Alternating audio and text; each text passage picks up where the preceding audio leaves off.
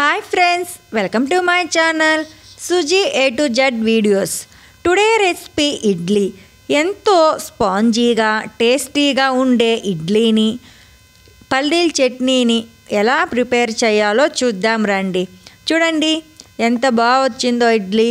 నేను చెప్పే కొలతలతో మీరు ట్రై చేయండి. మీకు కూడా ఇంతే స్పాంజీగా బాగా వస్తుంది ఇడ్లీ.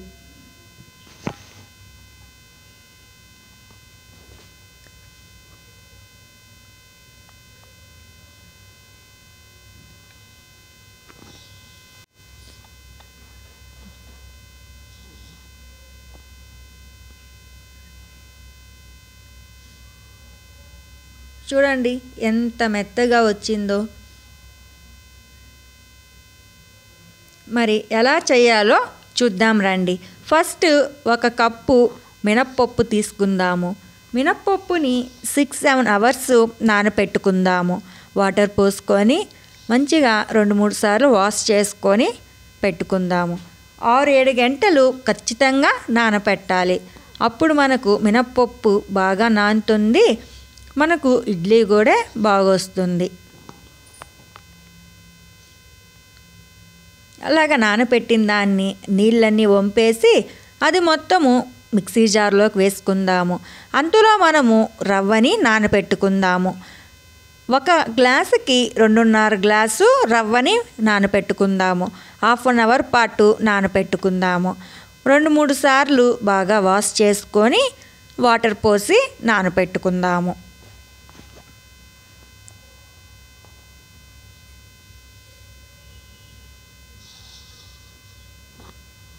ఇలాగా చూడండి మినప్పప్పు ఎంత మెత్తగా వేసుకుంటామో. పప్పు లేకుండా స్మూత్గా వేసుకోవాలి మినప్పప్పుని. వేసుకున్న దాన్ని ఇలా ఒక బౌల్లోకి తీసుకుందాము. మినప్పప్పును మొత్తం చూడండి ఒక్కడ పప్పు లేకుండా స్మూత్గా వేసుకోవాలి మినప్పప్పుని. మనం నానపెట్టుకున్న రవ్వను కూడా వాటర్ అని వంపేసి ఇందులోకి వేసుకొని మొత్తం మిక్స్ చేసుకుందాము.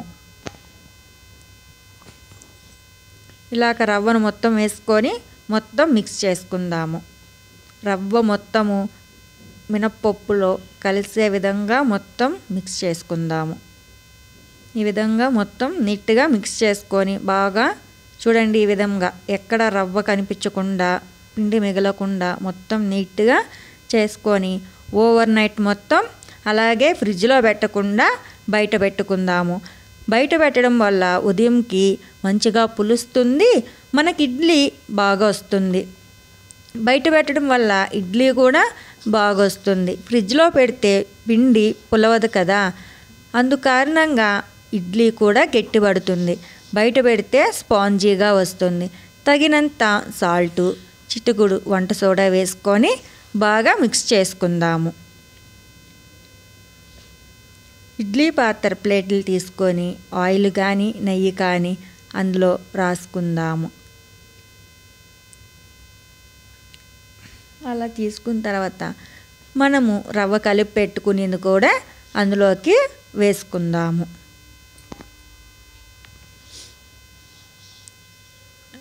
ఇలాగే మనం ప్లేట్లన్నిటికీ కూడా పెట్టుకుందాము ఇడ్లీ పిండిని.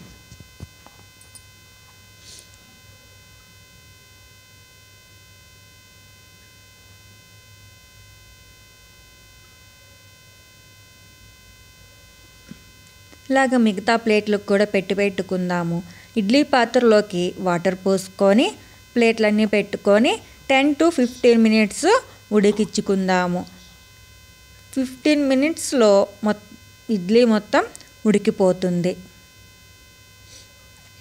చూడండి 15 నిమిషాల తర్వాత మనం చేయబెట్టితే ఏ చేతికి అంటకుండా ఉంటే ఇడ్లీ ఉడికినట్టు. చూడండి 15 నిమిషాలకి ఇడ్లీ ఉడికిపోయింది. మనం పల్లీల చట్నీకి ప్రిపేర్ చేసుకుందాం. పచ్చిమిర్చిని వేసుకుందాము. ఆయిల్ లేకుండా చేసుకుందాము. ఇలా ట్రై చేయండి ఫ్రెండ్స్, ఎంతో సింపుల్గా టేస్టీగా ఉంటుంది. పచ్చిమిర్చి ఫ్రై అయిన తర్వాత పల్లీలు వేసుకొని ఫ్రై చేసుకుందాము.